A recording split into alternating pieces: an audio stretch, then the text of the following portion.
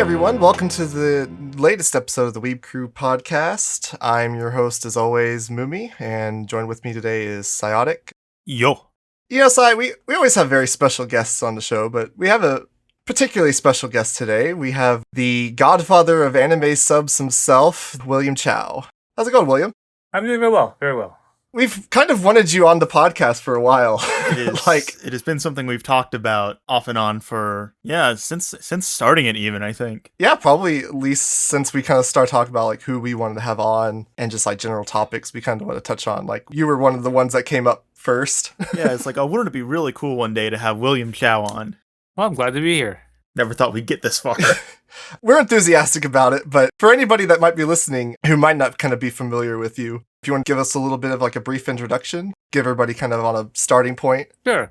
Basically, I started in anime quite a long time ago, back in the late 1980s. And one of the things I've noticed was that, at that time, there was no anime dubs or subtitles, right? So basically everything that we got for Japanese animation was straight in Japanese. And we had figured that this is very difficult to make other people interested in the hobby. So I basically got together and pioneered what modern people know as fansubbing, and basically started fansubbing a lot of animes and stuff to VHS tape. We started a company called Arctic Animation, and we basically fansubbed over about 1,000 episodes of TV episodes, OVAs, movies, and that stuff. Started with things like Orange Road, Maison, Pat Labor. Then we got into a lot of the magical girls shows, Sailor Moon, Miracle Girls, Hime-chan's Ribbon, Red Riding Hood Cha-Cha. And then we started getting into a lot of the Gundams, Wing, G Gundam, Double Zeta Gundam. Basically did a lot of different things, and I'd also opened up a Japanese animation store back in the 1990s. That basically helped people get interested in and get at Japanese merchandise, and we sat around playing Japanese video games all day. So I basically did the legwork for a lot of the anime that we got in the later years. That's what's given you kind of the moniker of like the grandfather of anime in America, or fan subs. Is you're very integral, kind of introducing it to a lot of people. We don't want to spend a whole lot of time on a lot of the stuff you've made videos on, because you've got such like an extensive kind of library, and it is very easy to kind of parse through with the kind of catalog that you've made. And we kind of really want to encourage people to go there. But like, speaking of your videos, like what is your kind of creative process there? Like, do you prioritize any kind of like particular subjects as like being kind of more important to kind of touch on first? Or is it just kind of like a whim kind of thing where it's like, I kind of feel like talking about my anime store today, or I want to talk about this element of fan subbing this week? What is kind of your creative process there? Well, let's see. It all started when I did a collab with and showed up on the Happy Console Gamers YouTube channel. And he mostly talks about video games and that kind of stuff. But Johnny was initially a customer that came into my store, and he just got, again, like most people, just absolutely fascinated with the anime, and was just was overwhelmed with the amount of anime and games and music and that kind of stuff that was with there. And then so once I finished going on his show, I decided I'm gonna do a channel where I was going to talk about the history and all the things that happened in the early years of anime, right? And I kind of laid it out like a book. I wanted I need to talk about cosplay. I need to talk about conventions. I need to talk about merchandise. I need to talk about the videos and the process and all this kind of stuff. So I kind of have it sort of laid out in terms of topics I should be talking about and areas that I should cover. And then after that, I would talk about things that I would have reference material for. So, for example, if I going through fan mail and that kind of stuff, I come across something that triggers a story, then maybe I should make an episode in regard to that. My recent one, I was going through some old VHS video cassettes, and I found a video cassette of a fan sub collab that we did. So I thought, okay, well, maybe I'll spend an episode to talk about this, other fan sub group and how we collab together to make some episodes together. So that's, I don't really have a structured plan per se, but it's just, as the topics become available. Yeah, I think we kind of got a little bit of insight to that. And then kind of that same, do you generally watch a lot of YouTube, or are there any like other anime YouTubers you kind of watch, or do you take any kind of inspiration from any other YouTubers, or do you just... Usually what I'll do is when I'm doing an episode or something, I needed to, let's say, maybe get a picture of something. Maybe I couldn't quite remember the artist's name, how to spell it or something, so I'll have to type it in. and then get some information, and then all of a sudden a video or a suggestion would usually show up, right? And I'm thinking, well, that's kind of interesting. Maybe I'll click on that because the title seems interesting. I'll see what this person is talking about. And then usually what will end up happening is that we'll watch the video and then I'll see the person doing different points and hitting certain check marks. And then I notice that, okay, well, there's some gaps that maybe should be fleshed out a little bit more. And maybe that little spot of information isn't there. So maybe I should elaborate more or maybe add some more information there. And that's sort of how I kind of came across some of this. And I do have a list of not just YouTube videos, but I also have people's essays and people's blogs and that kind of stuff that they've done. Oh, okay. Which is, like written works and that kind of stuff about, what the legality of fan subs and that kind of stuff and whatnot. I've got those also set aside and saved for, times where I'll do an episode about that. Do you have any kind of like ones that you kind of keep up with on like a regular basis, or is it all just kind of just whenever you kind of come across it? I mean, I do have a couple that are hit subscribe because then they'll come up with the new suggestions whenever they post new videos and that kind of stuff, and I'll look at them and going, okay, that's that's an interesting topic. I've never thought about that. I know that there are a couple that I subscribe to, which are what I refer to as list episodes. Probably the easiest episodes to make, right? Yeah. I kind of remember from listening to, like, for example, like the Ben Maller show, he always would call it low-lying fruit in terms of episodes. It doesn't require too much thought to build those type of episodes. Yeah. I think now they would just call it like the Watch Mojo videos. Watch Mojo, yeah, CBR. But on the same the token, that sort of gives me the inspiration of eventually, building my sort of top videos of the decade kind of thing, where I'll actually go through and literally tier list all the episodes that are in the thing. So it'll be like a really de facto standard one where I'll actually go through all the titles and not just surreptitiously pick like some random 10 that I actually like. Yeah. So do you consume like a lot of like fan sub kind of content? Like I guess you were saying you read like a lot of like the blogs about like fan subs. Like, is the content you're watching kind of in regards or like reference to fan subbing, or? Yeah, I mean, not necessarily just fan subs, but I mean, just the state of the anime as it is, the culture. Mm. Because that's another big thing that really interested me in what people are doing and that kind of stuff. Because I still like to to go to smaller conventions and that kind of stuff.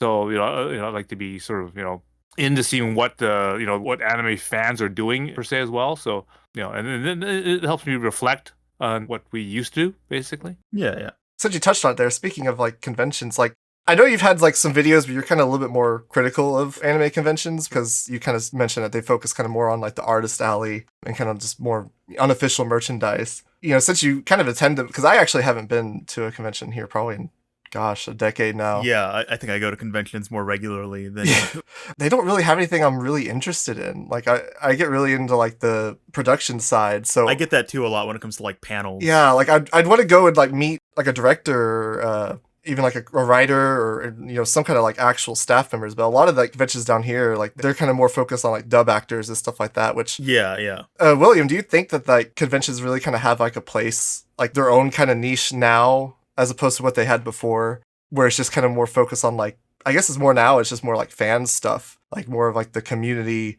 as opposed to anything really having to do with like the industry for the most part. Do you think that's kind of how they've kind of adapted and how they kind of are surviving now? I don't know if the word adapting is quite the word, right? I think it all comes down to funding, really, right? In back in the day, everyone wanted to promote their like the companies want to promote their anime and get you interested in their product, right?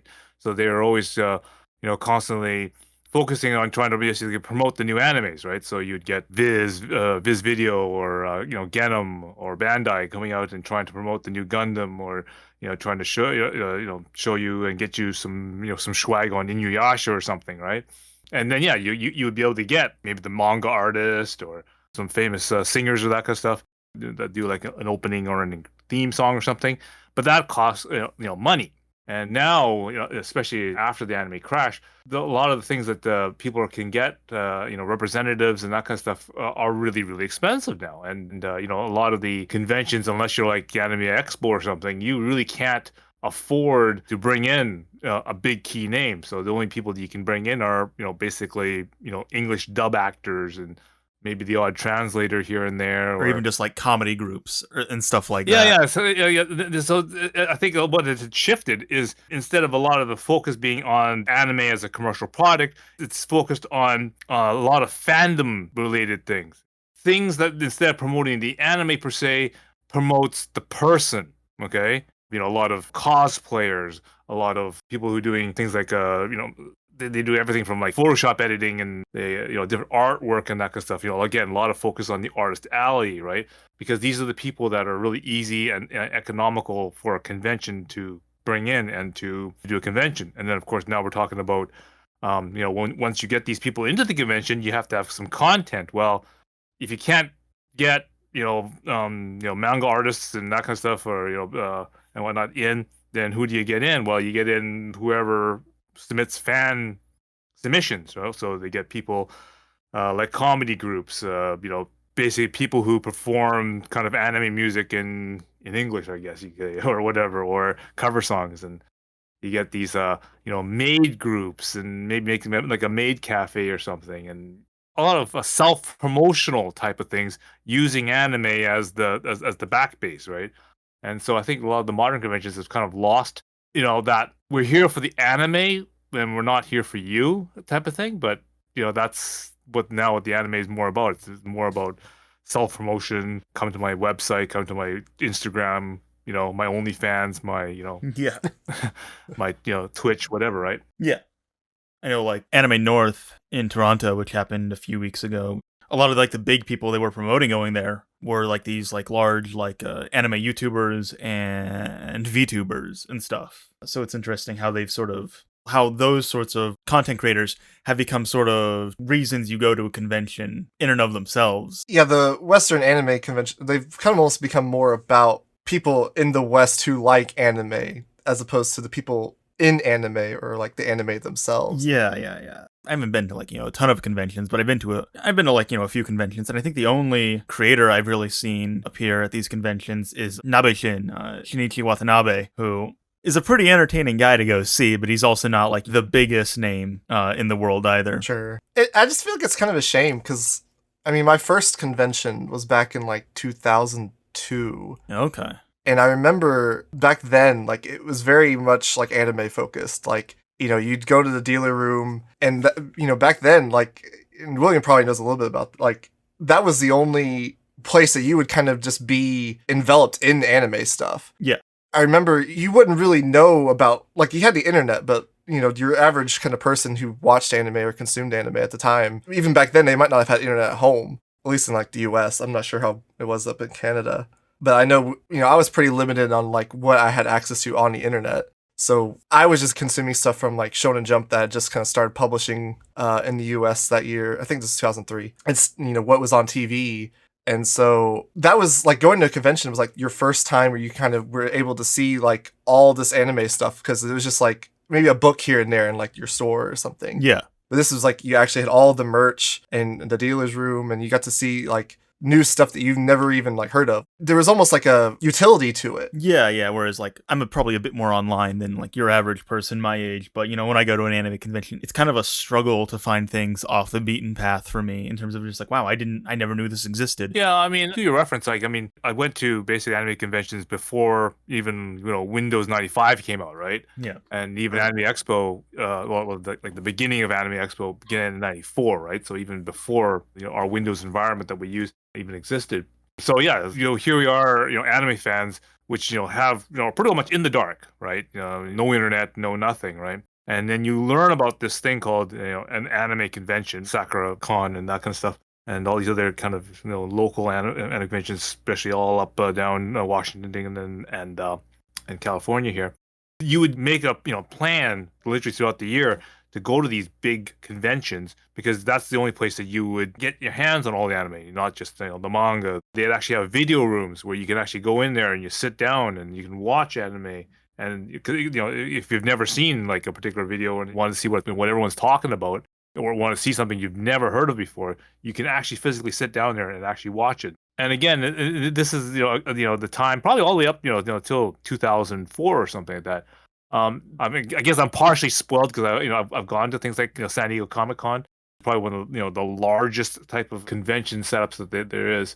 And yeah, that's what it was. It's basically every dealer, every company knew that they had to have be there. And at this time, I think the conventions were, I think, really more like a trade show. So like E3, for example, or something like that, right? Yeah, like what E3 used to be. You'd go there, you want to get some merchandise or some some posters or cards or stickers or pins or something like that.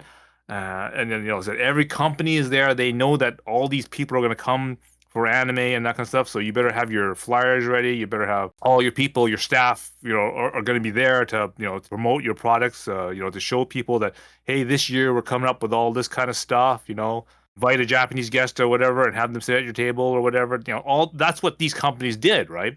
And so that's what a lot of people would go to these conventions for.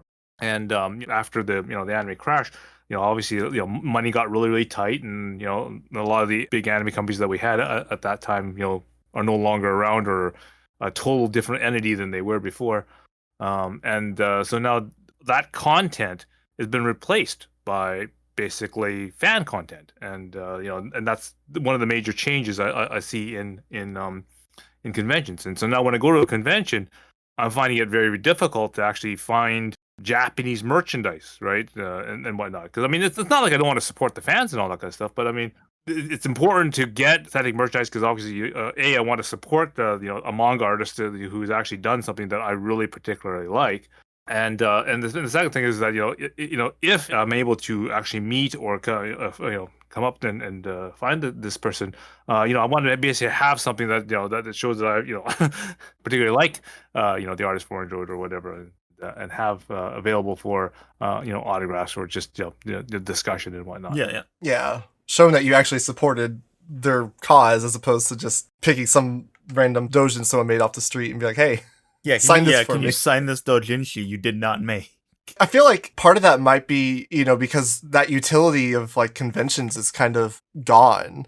Obviously, by the time I started going to conventions, the utility of like having to share the anime, that wasn't necessarily like you could buy some anime like imported or like some imported video games, stuff like that. But it wasn't like that was the only way you could get anime. Like by that time, we started getting anime on VHS, like Dragon Ball and, stuff like My Neighbor Totoro and like Little Nemo and stuff like that come on VHS.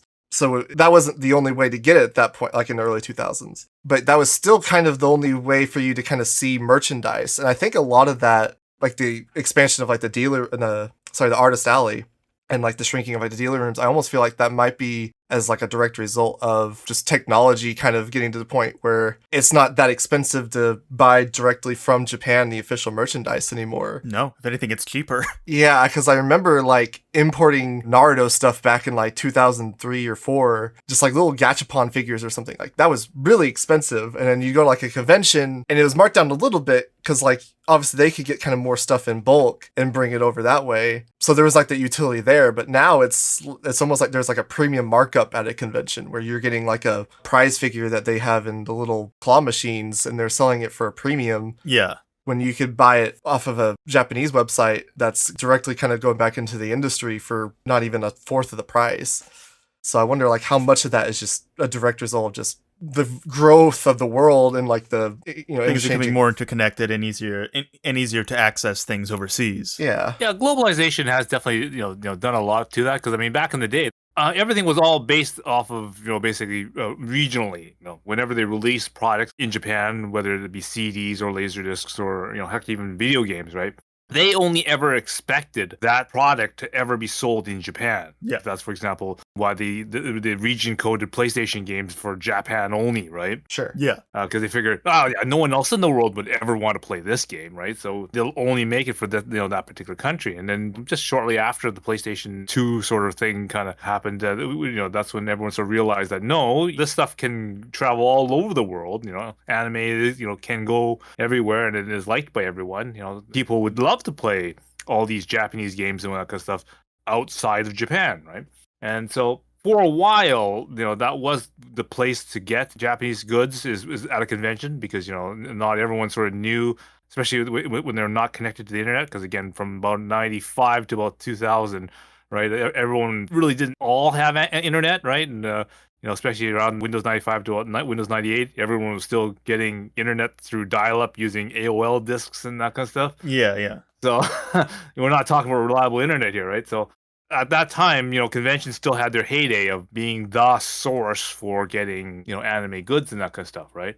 But slowly, as time gone on, right, the process of globalization and people kind of jumping more onto the internet and getting things online and whatnot, it slowly became easier and cheaper to get things straight from Japan from a lot of independent sellers and that kind of stuff, whether it be like Yahoo auctions or or Mandrake or Book Off or something like that. There are different places that sort of came and rised out of that, and now they're making all the money, and of course now, people in conventions, when they go to sell things, again, it's a lot harder because in order to buy a table at a convention, it's like $800, $1,000 for a table, right? So Sure. they got to make their money back somewhere in there. So it's a hard markup, that's for sure. It's like it's not even even at this point, anime is becoming so popular, especially in the U.S., that you can go to brick and mortar stores now and just every time I go to Barnes and Noble, which isn't often, maybe like once or twice a year. Every time I go to Barnes & Noble, the anime section just keeps growing. The manga section, I should say, where it's just like a new shelf every time I go.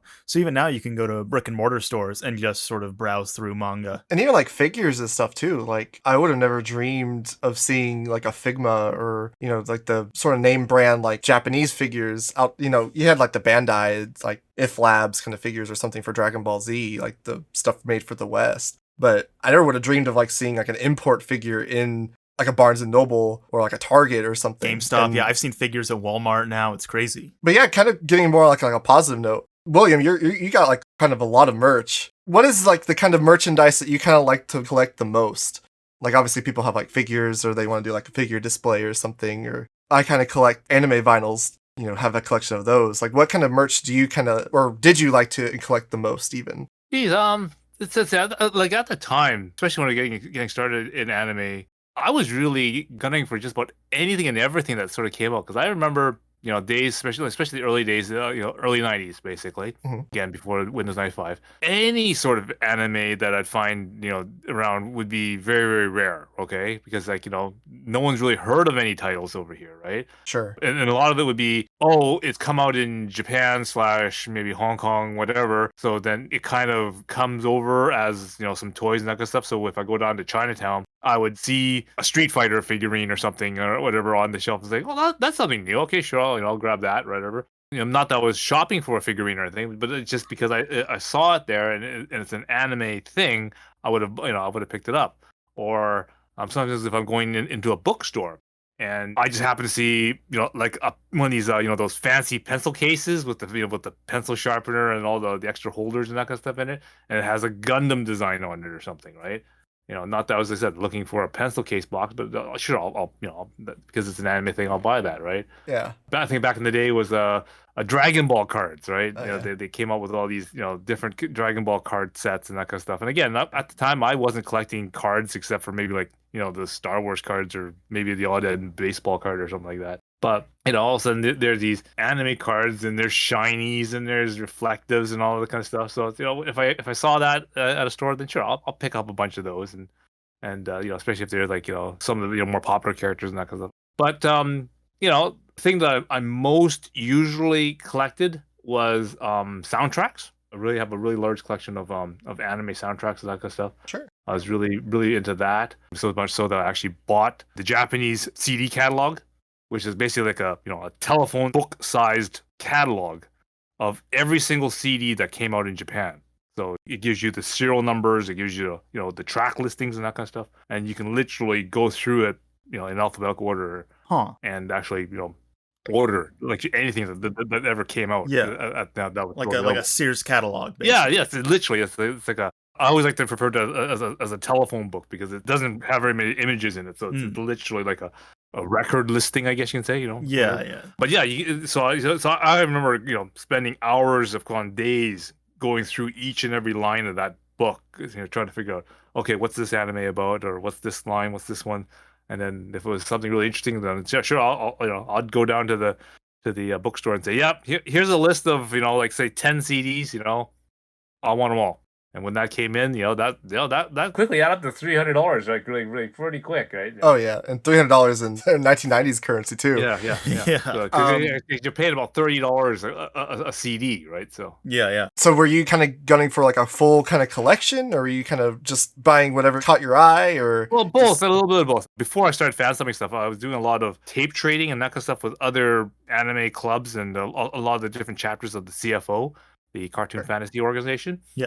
And at that time, I'd watch let's say a video of, let's say, the Dirty Pair movie or something, right? And I'd get really attracted to the music, the soundtrack, and I was really into a lot of the upbeat sort of combat music and that kind of stuff, because I'd always use that for exercising and playing Dungeons and Dragons and that kind of stuff and whatnot. And so I like that music in the background. So animes that had a lot of that kind of stuff really, really caught my attention. So then I'd want the soundtracks for those animes, Project Echo, Dirty Pair, Bubblegum Crisis, all had really nice, snappy music that had a good beat, good rhythm, and I really enjoyed that kind of stuff. So I'd definitely order all of those. And the other thing that I did for just completeness, or shall we say, stamp collecting, if you will, they released this set out of Taiwan called the SM Record set. Most people refer to it as the bootleg set, but it was a set of Japanese animation CDs being released out of Taiwan. Okay, and the advantage of those is because the fact that they were about a third of the price. Okay, well, that makes sense. Yeah, but they had a specific number and a specific listing of them, and basically because the price point was good, I ordered every single one of those ones in, whether or not I knew what the title was or not. So, the first set was like 400 CDs or whatever. I ordered every single one of them. And a lot of them were really, really good. Good surprises and stuff. Okay. Do you still pick up any kind of merchandise? Like, is there anything that you kind of missed back in the day that you kind of will see on like Yahoo Auctions or something? You're like, maybe I'll just pick that up to treat myself today. Yeah, I mean, I still do look at figures and that kind of stuff. I mean, there's a kind of a hobby model store that's in a mall very close to me here. And they recently got the reissue of the 1/8 scale aerial robot. Okay. And so I picked up one of those ones recently, and 'cause that was one of those ones I really liked to get in scale. One of the ones I'd really like to get, which I don't even know if they even make right now, is from Zeta Gundam. I would really like to get at least a 1/144 scale of a Queen Mantha. Just because I have everything else in 144, so Yeah, you would imagine they have made that. it's a larger scale than normal robot, right? It's about 50% larger than Zeta, so it's a relatively large kit. And at the same time, I just my friend Dilber, he's one of those guys that goes all out crazy for figurines and that kind of stuff. He's like got some of these super rare, really huge, almost human-sized figures and that kind of stuff of the Transformers and X-Men and Marvel heroes and that kind of stuff. God. So much so that he just recently put them into a local museum recently. Okay. Wow. Display. That's pretty cool. I'm not as extreme as him. Yeah. So it's kind of staying on merch. Like, what piece of merch do you kind of have, like, we'll say, like, the fondest memory of? Like, what is kind of the most, like, meaningful piece of merch? Not necessarily, like, the most valuable, but, like, what is, like, the one that you kind of have the most attachment to? Well, that's easy.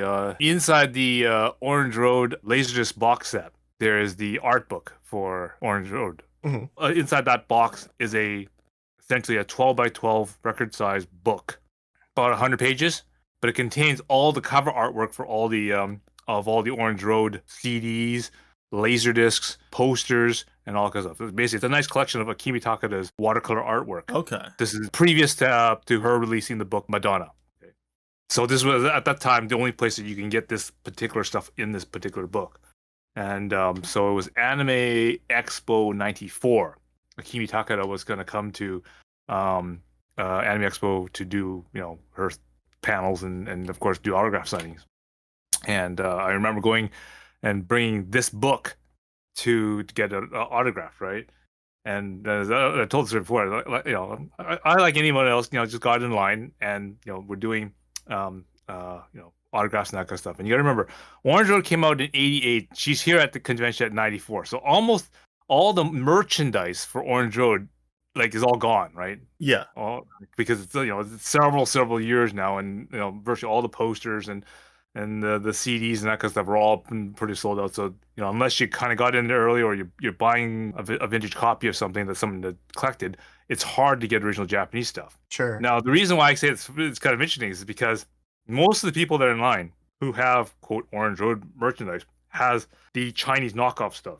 And the reason why it's funny is because just because how the Chinese work, just like in katakana, in order to write a foreign word in Japanese, you have to write it in katakana, right? Right. Chinese do the same way. In order to say a foreign word, like Kimaga or Orange Road, they'll use 4 Chinese characters to represent the sound that character makes. Right. So, if a person, not knowing this or whatever, will read those characters literally, not for the sound, and read those for the characters that they stand for, it won't make any sense to them, right? Because it'll be some weird sort of like, why would you put those 4 characters together? They don't make sense together, right? Yeah. So these people would bring up this bootleg, picture of Madoka or something, and it's got this weird Chinese written title on it, right? And she'll look at that and she's like confused, and yeah, okay, that's my picture, but that doesn't say Orange Road on it, right? So I was like, oh, okay, I'll just sign it, yeah. And I think this was her expression, like all throughout this line, like she's getting really irritated or annoyed or like all this Chinese knockoff stuff. Yeah, because it's just like what is this stuff, right? So finally, I bring my book on, and it really kind of surprised her because it's like she's never seen this before, and she's flipping through it and going, "This is like literally all my work. It is written in Japanese properly, all the the lettering and that kind of stuff." And then I had to tell her, yeah, this is the limited edition book that comes in the Laserdisc box set that you buy. And I even pulled out my Orange Road card that I had. Mm-hmm. It's a kind of like a credit card like card, right? So it's got a texture and everything on it. Yeah. And it's got the box number of the Laserdisc for that stamped onto the card. Oh, okay. So of the whatever 10,000 Laserdiscs they made, this is number whatever, right? Sort of like a verification. Yeah, like a authentication kind of gift that they put inside the box, right? Sure. And so I showed her that, says, yeah, see, this is actually from the box set, and she's so surprised and so happy. So she actually, signed it, and she also started drawing like a sketch picture of Madoka, which is a little bit more than what everyone else did. So that was one of the things I was really really glad that I bought something like that. Yeah, that's pretty cool. Like yeah.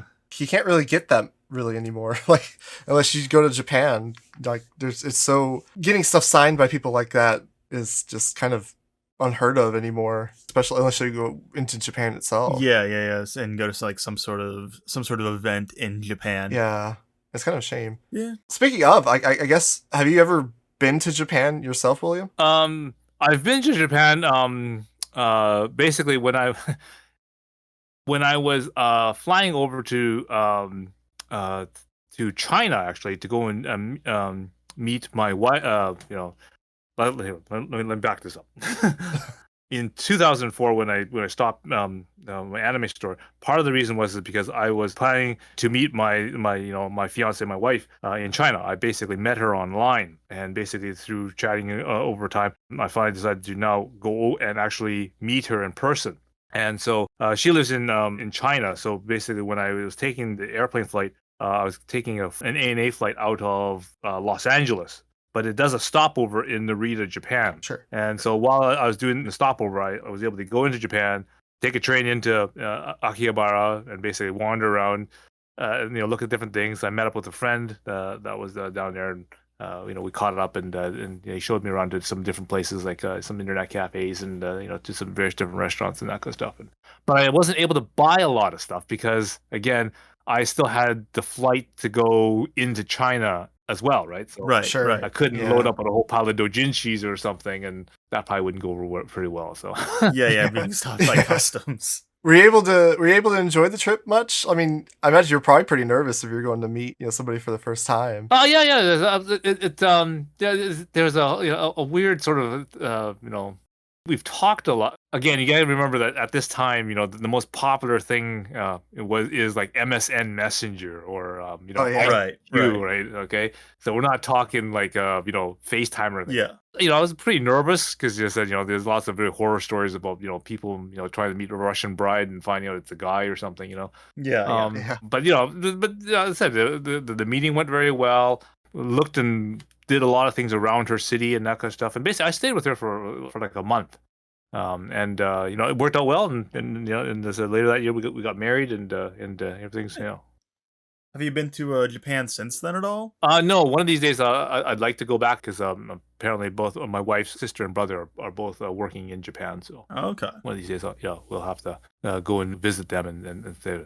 Now my son has gone back over to Japan, but I haven't personally.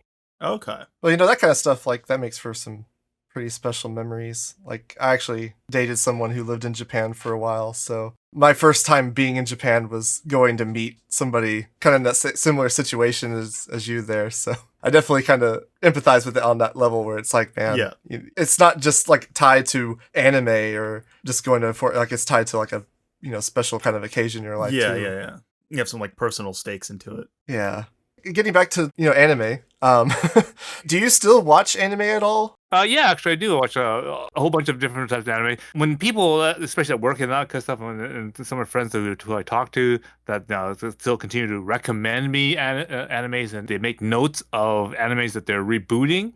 A lot of them, what I'll do is instead of actually watching it all the way through, I'll actually archive them, download them, Sure, because I want to basically watch them in sequence, right?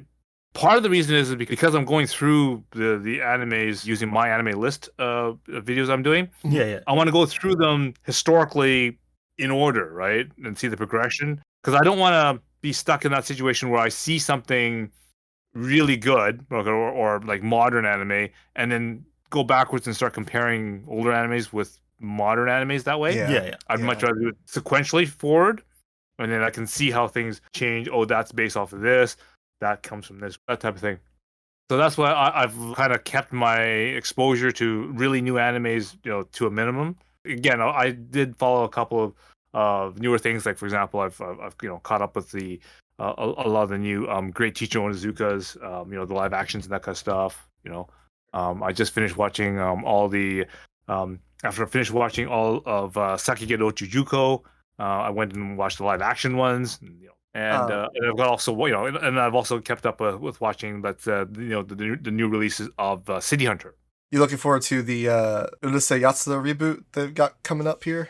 Urusei Yatsura is one of those series I really didn't follow heavily. I think that was one of those shows that probably could have ended probably in about 40 something episodes, but they went on to like 200 and something, and 200 episodes. 6 movies, however many OVAs. I haven't finished it myself, but like I'm enjoying it. Like it's something I've just kind of watched on and off for probably 6-7 years now. Like since 2015.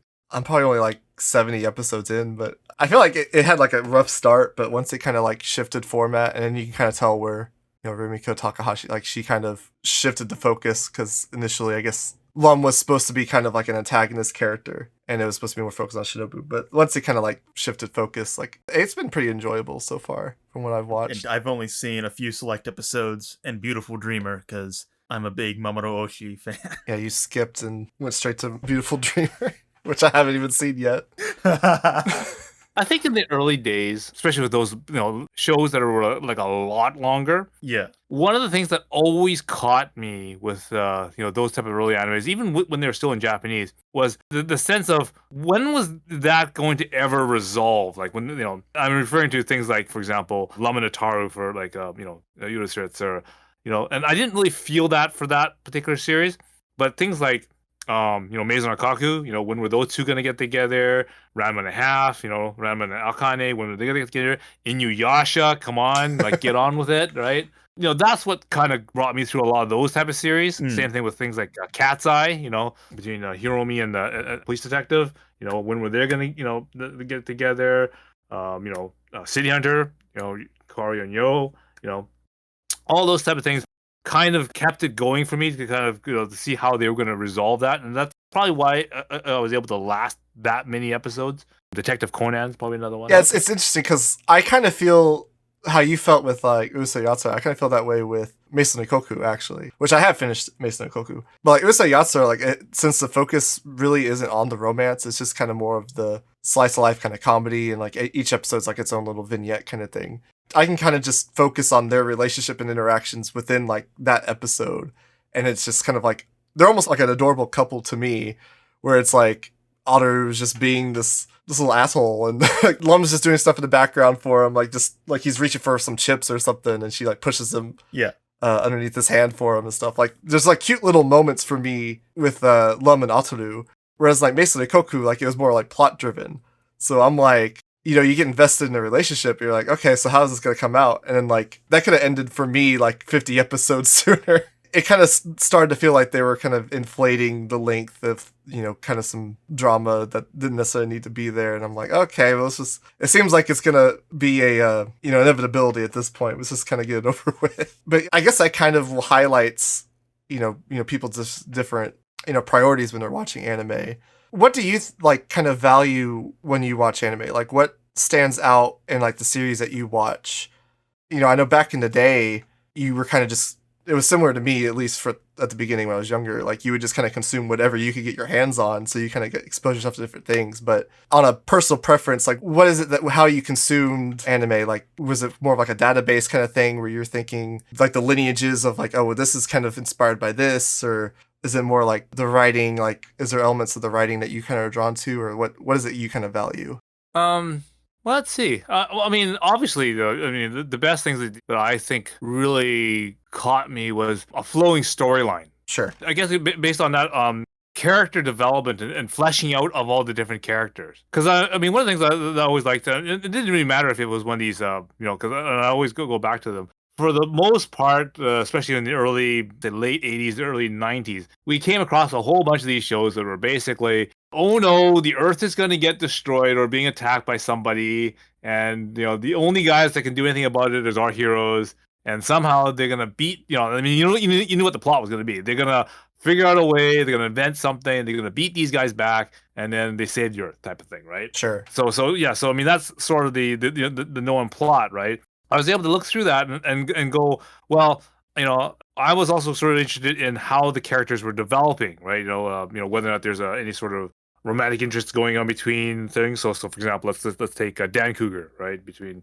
Yo and Sarah, for example. Okay, but I also liked how they also developed all the little characters, like usually in early animes, they were able to dedicate an episode for literally everybody in the cast. No matter how minor they happen to be, they had an episode about them doing that one escapade or a part of their history, for example, Saint Seiya, and they were able to then flesh something out. And that, if done right, tells me more about not only that character but everyone else as well, right? Because it brings out everyone else's, you know, qualities as well, right? For sure. And I think that just makes the story more full. And whether or not it's a simple show like Dan Cougar, but things like Borgman, Zillion, Dragonar, even Gundam, right? They all have these kind of elements in them, which made them really, I think, really complete stories. And that's something I don't really see as much anymore. Yeah, the industry's kind of shifted more toward, shorter, like, light novel or manga adaptations. And that's kind of, I guess, the way the industry's kind of adapted, where now it's not so much that they have to worry about OVA sales and just getting directly funded through sales of the Laserdisc or like the VHS or whatever back in the day. Now they're just paid by the publishing company to adapt a manga or a light novel to help advertise that source material and boost the sales of that are just going directly to the creators and the publishing company. So it is a bit of a shame, and it's kind of shifted focus to more of like a plot kind of focused, I would say. But I think you still get, shows that can kind of spread their wings a bit and focus on characters and stuff like that, which it's not like a newer show, but like one that kind of came to mind when you're describing, how it kind of focuses on the characters is a show from early 2000s, then late 90s, Ojamajo Doremi, which I don't know if you've heard of that one, but it kind of, the communal aspect, it's like a magical girl show where they focus purely on problem solving for the characters in the supporting cast, and they actually will come back in later seasons and do follow-ups with the characters. It's not just like a one-off episode where they flesh out that character and then forget about them. Like they come back and that character, like you said, like they are used to almost flesh out like other characters, and like they can kind of bounce off other characters that are having an issue. And I do think that's a bit lost when we've kind of shifted to this like shorter format of, you know, more plot focused. So I definitely kind of see where you're kind of coming from there. Yeah, my example would be in that sort of thing was when we did the fan sub for Azuku Cha-cha or Red Riding Cha-cha. Oh yeah, That's exactly the same thing where certain characters, like, I mean, on the outtake, right, when you first look at it initially, it looks like essentially the same way you do a Sailor Moon episode, right? Some bad guy comes out and Sailor Moon, you know, does her thing and okay, he's dead. And that would normally be the last you'd ever see of that particular bad guy, right? Yeah. But in Cha-cha, there are episodes further on that the character reappears again. And I think it gets a little bit of leeway there because it's like a comedy show. yes, like, yes, 100% that is, yes. Kind of touching on that, it made me excited because watching like your favorite anime video, obviously you got like, you know, Orange Road and like Maison, but then you had like Hime-chan no Ribbon. That made me excited because like I really like that show, but it very much is like kind of the same way and how it's just able to kind of focus on its characters.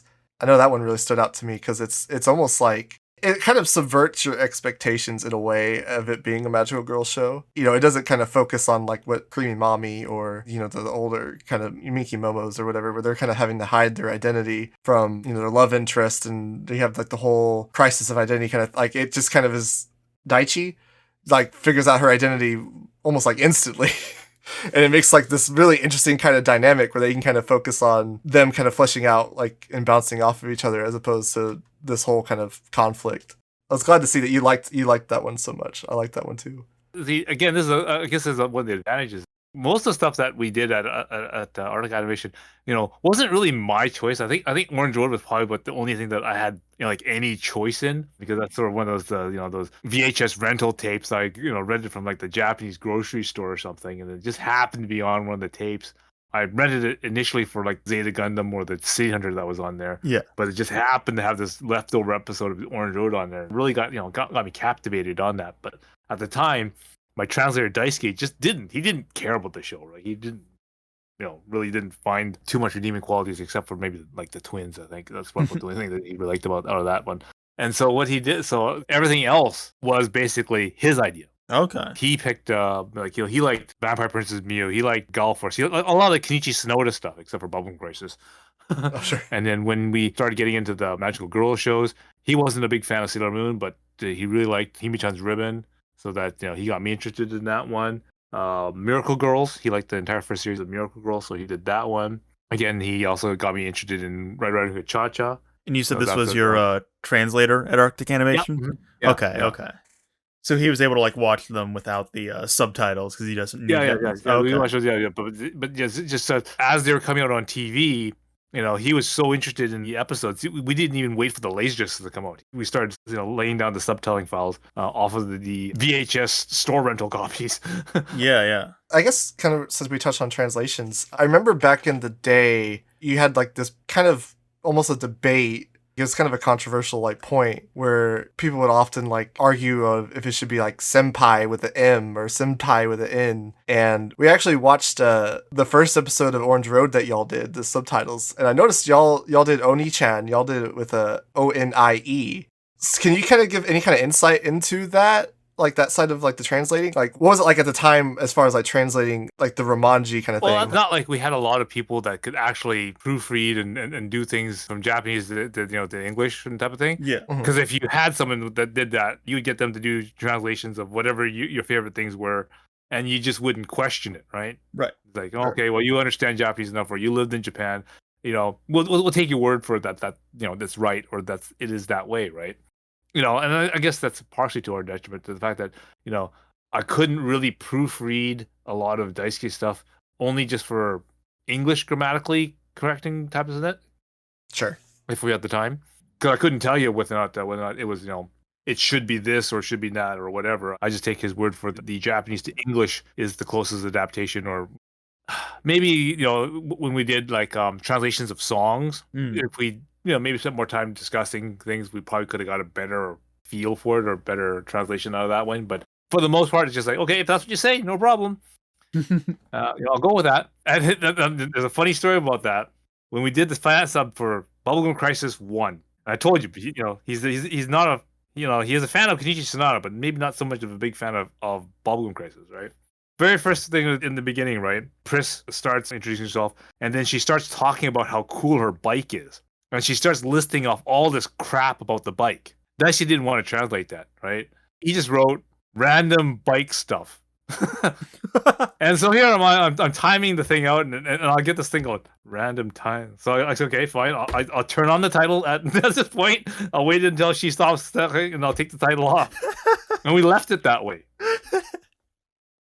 This is like, yeah, that's what she's saying. People gave me grief for it afterwards. But that's one of the things where, I probably could have, said, come on, can you maybe flesh it out a little bit more. But no, I just listen. That's one of the things I just kind of said, okay, I'll just leave it. Yeah, I mean, you had to put subs out pretty quickly as well. Yeah.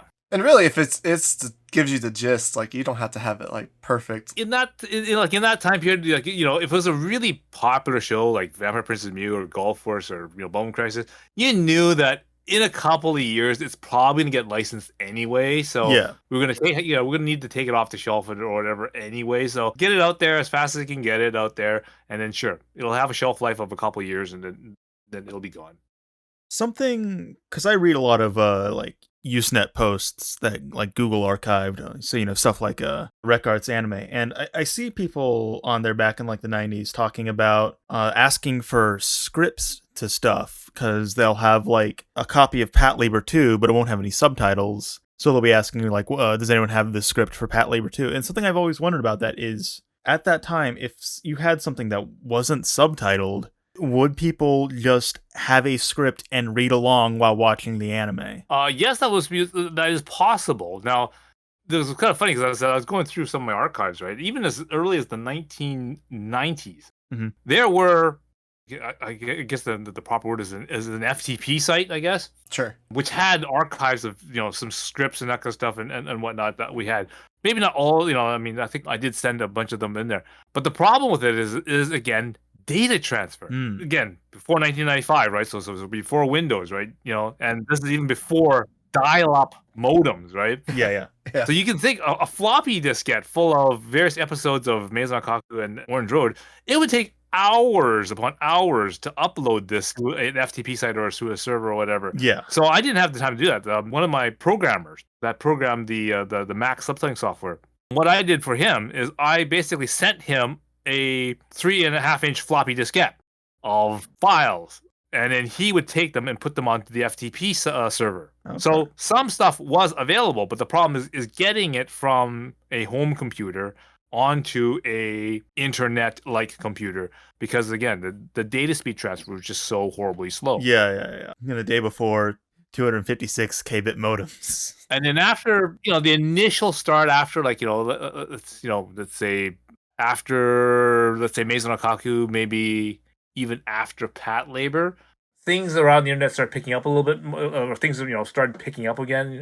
So the people about getting more into this fan sub thing. We're anime convention or parts of a convention becoming a bigger thing. So more people were getting into it and that kind of stuff. So that sort of dropped down the wayside because other people started to find their own means or started to use their own translators and that kind of stuff. Right. It's not to say that they didn't exist, but it's just I think other people started sourcing their own material out, and there's more people in the pool, as it were. Yeah. Okay. I had a coworker. I talked about the old internet in the 90s, and he was saying he used to download like full concert soundboard recordings off of like IRC bots. Like you would go on like the IRC and you could download in packets. Did anyone do that for anime? Do you know if that was a thing back then? Yeah, I guess. I mean, IRC, I guess the later IRC was more like that. In the early days, no, it wasn't. Again, because it said essentially anything before you got to at least broadband or cable type of internet, which is probably, just before you hit the 2000s, was really any of that kind of data transfer, data storage possible for you to store anime or any moving video online. Because you also got to remember at that time, that early stage of time, they haven't even like really locked down on the compression method of trying to digitally sample a video cassette or laserdisc onto a digital medium, right? Because again, it was grossly expensive for hard drives. They were still toying around with using Real Player as the streaming. Oh yeah. You remember how horrible Real Player was, right? And all these other Yeah. weird sort of 3GP and all these other kind of weird formats and DivX and I don't know. I think the industry, the technology had to mature a little bit more before we could actually get into something that actually could be stored online, into something that's any reasonable quality other than essentially VGA resolution. So I think it's just took a little more time before that sort of really happened. Yeah. Even like the early like peer-to-peer, like I remember I downloaded like old VHS rips or like TV rips of like Dragon Ball Z from like Kazaa, like I still have some of the files too, and they're like 140p, 19 to 40 megabytes, and those took me like weeks to download. Like it would take me like probably like a good week to download an episode, and they're abysmal, like quality wise. But that was kind of the thing you had to do like back then. Yeah, that makes sense. I mean, I remember all those because I remember what was it, early 90s. Yeah, it was early 90s and maybe the late 80s. There was that whole big thing about like all those file sharing type of things, eDonkey and of course Napster, the big thing back then there. I remember one of the things I still remember this day. I was going to UBC at that time and taking computer sciences, and they had one of these PC lab, which was quote connected to the intranet type of thing, right? And I remember because I used to collect a lot of stuff on audio cassette, and I remember when they made the announcement, okay, come February or whatever, we're gonna close Napster down and turn it into a legit thing, right? So I remember going in there like Christmas weekend or whatever it was, when like no one's around. I'd load up like 10 terminals with Napster, pulling down all the stuff from my tape lists, basically in a rolling chair, going, okay, yeah, that's fine. Go to the next terminal, roll the next one. Okay, yeah, that's okay. Next terminal, just go on a line of like 10. Well, that would have been. Yeah. Was that before like when they started doing cease and desist for like copyright stuff? Yeah. Okay. And finally, then of course, Napster would eventually changed over, right? They got sued into the ground. But yeah, that was that was the way we had to get sound files and music files, and a lot of times it was you didn't know what you were downloading. Like, because you didn't know whether the description of the thing was right, and or whether or not the sound sample or the song sample you were trying to get was even the right song, right? You just said, okay, that sounds right. Well, I'll click on it, and yeah, close enough. Yeah, and then now I'll figure it out later. Yeah, kind of staying in line. I guess we'll stay back in that kind of time period with music. One of my favorite like content on your channel is like the old AMVs that you kind of have like archived on there. And they're very rudimentary, like when you compare to like what people do now, obviously. Like, I'm not super 100% familiar with how they did that back then, but they're probably, just using like tape and one VHS deck and another VHS deck. Just being able to kind of sort of synchronize it to the song. Yeah. Yeah. Was that like a big thing? Because I know when I went to my first like conventions, like they had like AMV kind of contests and like viewing rooms. But this is like 2000. Yeah, you had to like mix them live. Yeah, this is like the early 2000s. So like how prevalent was that in the early 90s or so? Or was that like going to be too much of an investment for somebody to be able to do, like just a normal kind of average person? Well, okay, those type of AMVs were, I think a lot of is in that state of a lot of people sort of heard of them. They kind of knew what they sort of were, but actually trying to make them and do them was very, very difficult and expensive. Sure. Typically, your average everyday person isn't going to have a flying erase head VCR to do all the edits and the cuts necessary to make a music video like that. I mean, we're talking about close to $1,000 machines, right? Right. And so a typical home user wouldn't have that, and not to include that you'd have to have two of them, right? Yeah. Sure. So when I had my store and I had the editing room available, I had a couple people come in who had ideas of making music videos, and they'd come in and they'd spend a couple hours fiddling around with those machines to actually do them. So. That was really kind of cool. But the whole entire AMV thing came to me when I was making these, fan sub tapes, right? Each of the episodes were about, 22, 25 minutes long each. So when you put them all together, you use up maybe 100 minutes of a tape. and the tape has 120 minutes. So you basically have like 20 minutes so left over on the end of the tape. So not quite enough to make another episode, but enough to put some trailers, if you will, right? Sure. And so I came up with this idea of, well, why don't I just cut a whole bunch of like, cool scenes out of different animes and then just put them to some music. I wasn't really concerned about trying to sync up the music, and I wasn't trying to, sync up the scenes or anything. I just wanted, here's a bunch of scenes, so I'll pick some, cool, combat scenes and people getting shot or whatever, and maybe, a little bit of the opening theme song, that kind of stuff, just kind of to make it look kind of, stylish and that kind of stuff. Sure. And then, and just pick some of the favorite music I was listening to at the time, and I'll just shove it in there, and then, that was basically how it all started. And then I basically, put these at the end of the tapes, and then what ended up happening is that when people, got a tape from me, they'd watch their content, and right at the very end, there'd be like these weird sort of music videos at the very end, and they'd, we watch a couple of them, say, hey, yeah, that second one that's on that tape or whatever it is, because I said at the time I didn't have a subtitling machine to actually title what it was. Yeah. The only way you could say it is, yeah, that show with the guy with the the tentacles and the whatever, I have to be sitting there going, oh, okay, I think I know what you mean. I think you mean Wicked City or something. Yeah. Oh, X01. Yeah, I know exactly. Yeah, that one. Okay, yeah. But so that's how it initially started, and then people came up with the idea of, here's a line out of a song. Wouldn't it be cool if we, somehow matched that line with this particular scene? Great idea in principle, but using the machines that we had, definitely difficult. Yeah, because I know, like, watching the your Orange Road release, like, y'all had to, the timing was such that you had to put, like, multiple lines of dialogue, like, not even just, like, one character saying a few sentences, like, it was, like, 2 to 3 characters, like, you'd have to put, like, the different things they would say within that span of time to, like, I imagine, like, trying to sync up a specific line to a song, that would be kind of difficult. Yeah. Yeah, the software did have its limitations back then, because I said we were literally having to write the software from, literally write the software from scratch, because there's no right like no one else is doing this kind of stuff essentially, because a lot of the stuff that if you were gonna do it in a TV studio or whatnot, you would have these roles and that kind of stuff, and there's a particular way that you would do it. But in terms of actually subtitling something, this is a totally different field of thing that we were getting into, and like no one had any software for this stuff. So literally, when I got this material, I had to get someone to write me a piece of software for the Amiga 500 to do it. The only other person I knew that was using the Amiga to do something with that was doing it on Amiga 2000, and had a much bigger and more expensive system than I did. So I couldn't quite use what he had, so I had to get someone to custom write something like that. And then that was a horrible experience, because it's just, the Amiga had just not enough memory. It had a lot of other things that had problems with it, overheated. That was a major issue.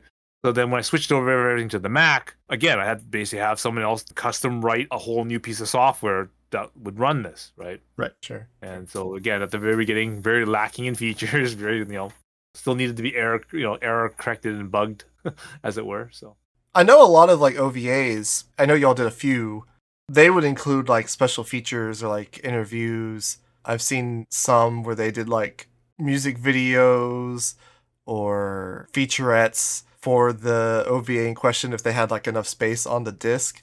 Did y'all ever, like, include those with the tapes? I know y'all probably didn't translate them. Usually, I suppose if we let the tape run, we usually have them in there. Especially, I can remember things like okay, for example, when we did the City Hunter Jackie Chan movie, I remember we left all the bloopers in. When we did Gunbusters, I remember they had those little mini episodes where everyone was in super deformed form, and it was Noriko describing how travel at near light speeds work, and the dilation with time and everything like that. I do believe we didn't bother translating that. We just threw it in there. Well, that'd be pretty difficult to translate there. Yeah. But yeah, I said we didn't always do that, but yeah, I know we did do it for some of the things. And I know that some of the things, because I remember it got to a point where back in the day that was enough to not just throw it on the end of a tape or end of a laser disc or something. They'd actually make a whole new laser disc just to put those things on there. Yeah. Because I remember, for example, like Borgman, for example, right? They actually had to make a Borgman Lover's Reign and Last Gig, where basically it's everybody playing musical instruments, which they never did before.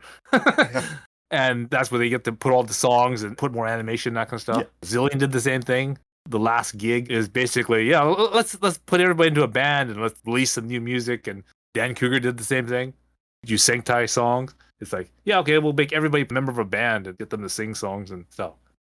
I guess kind of staying in line with, what y'all were doing over at Arctic Animation. Did y'all ever get in any kind of like legal trouble? Any kind of reprimand or anything when y'all were fan subbing? No, I mean, as I said, when we went down to the conventions, right, one of the things that I kind of made a point of doing was meeting and introducing myself to a lot of the important people and heads of the animation clubs and commercial companies themselves. I always keep referring to that picture where I met up with Robert Woodhead from Anime.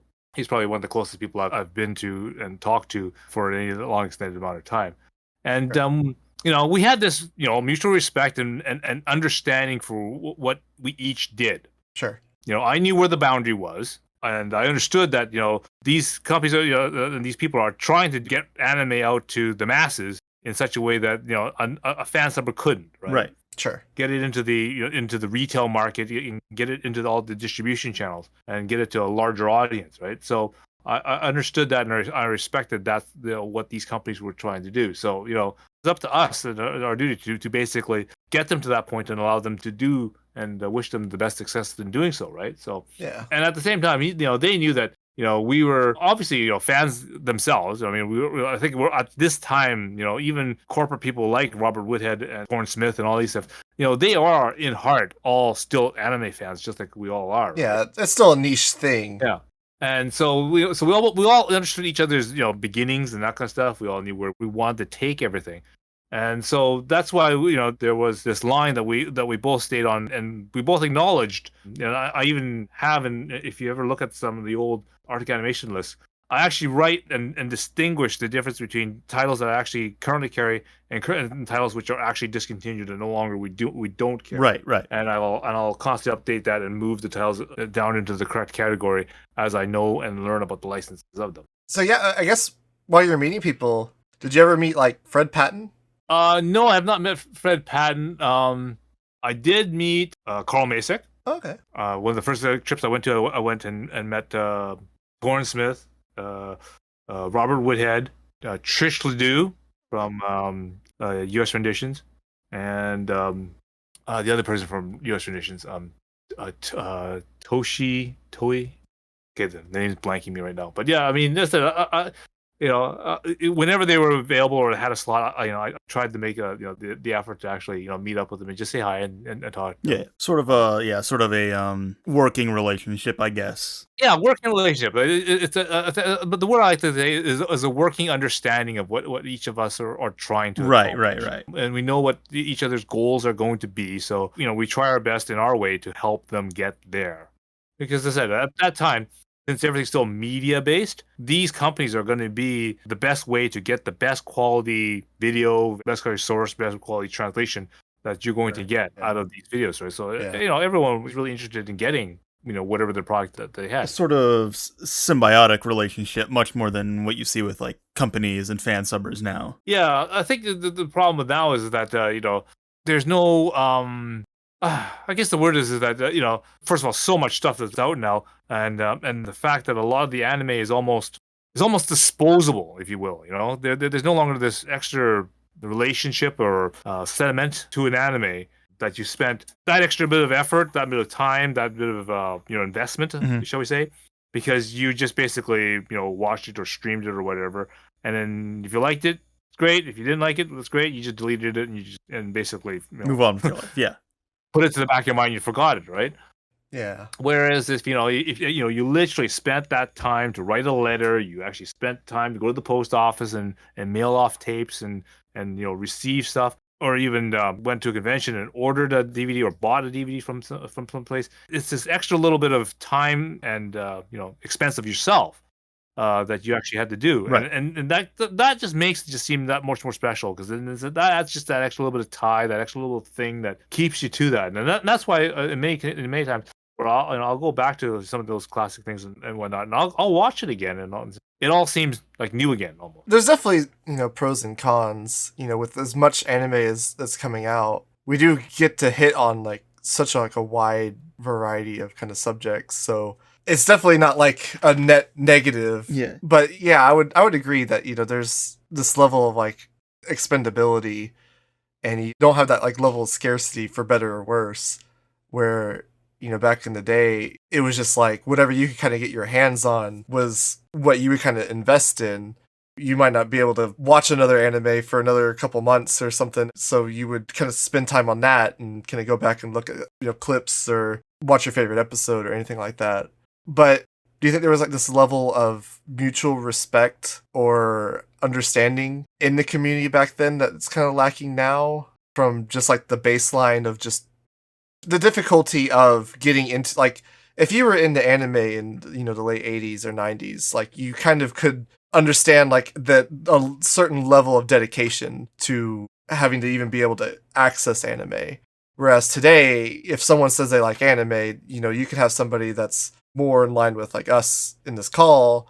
They might be watching stuff from the 70s and 80s, or be really into, the production side of things, or they could just be somebody who watched My Hero Academia on Netflix on a Friday night or something. Yeah. And you just have such a wide range of experiences. How the anime fandom has sort of evolved from being a part of other fandoms, in the 80s and stuff, to now sort of being such a large thing that there are now subgroups, and it's kind of weird to talk about the anime fandom as this singular monolithic thing. Yeah, I remember like when I was younger, you would just hang out with whoever watched anime. Yeah. Because you would just kind of get what you got.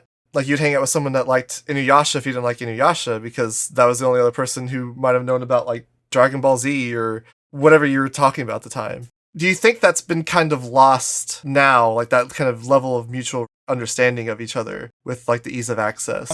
Yeah, I think so. I think the way that I see it is that an anime fan that kind of grew up in this sort of, like, let's say, the pre-availability era. So let's say before we got anime on TV, for example. Okay, so let's just say before Sailor Moon, before Gundam Wing, Toonami, stuff like that. Tsunami, Cartoon Network, and that kind of stuff, right? Basically, if you look at the histories of basically people that got started in anime, they pretty well much all started the same, They're in their own little community. They had nowhere where to get anime. They go to the local comic book store or whatever. They'd find the odd trickle thing like that. And then they would meet someone that also knew about anime. And then from there, they kind of shared tapes, maybe shared contacts, and then slowly spidered out from there. Maybe, joined a club at their local school and things like that. And you'd learn more and more and meet other fans. But all these other fans sort of understood each other because they all started the same way, right? None of them were, shall we say, entitled or grew up with anime. They all grew up with other stuff, other interests, whether it be, Saturday morning cartoons or Star Wars or Star Trek or, Doctor Who or whatever, right? They all had all these other interests. And because all the other fans, didn't have anime or whatever as one of those interests, they kind of used anime as a common reference point, and they all kind of grew into anime from there. When we get to like the era of anime being on TV, now all of a sudden you get all these kids, I guess you will.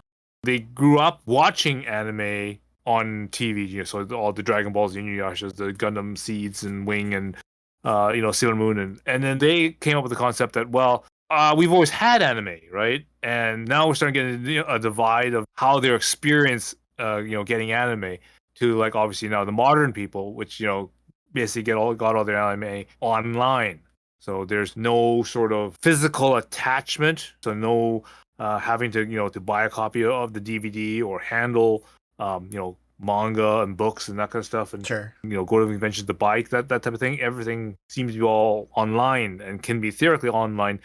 And also being that way, they don't actually need to go to a convention, don't need to talk to other people in real life about anime. They can find plenty of people and they'll find their own things online. So in many ways, I think people are becoming less and less social and, less and less, I don't know the word full is the right word, but maybe just less rounded, shall we say. Sure. And in many ways, that's probably what segments and breaks the anime culture into multiple groups, because maybe you hang out with that person that, for example, maybe that doesn't exactly know what Dragon Ball is, and but knows what Inuyasha is. But since he's the only other person around that talks anime or knows about anime, you kind of hang out with them type of thing and kind of socialize with them. But then now in this modern era, you don't have to do that, right? You can go online and you can find plenty of people interested in exactly what you want, or your particular niche of the market, and just talk about nothing but that. And you can find all the other fanatics based on just that topic alone, and you're fine with that. Yeah.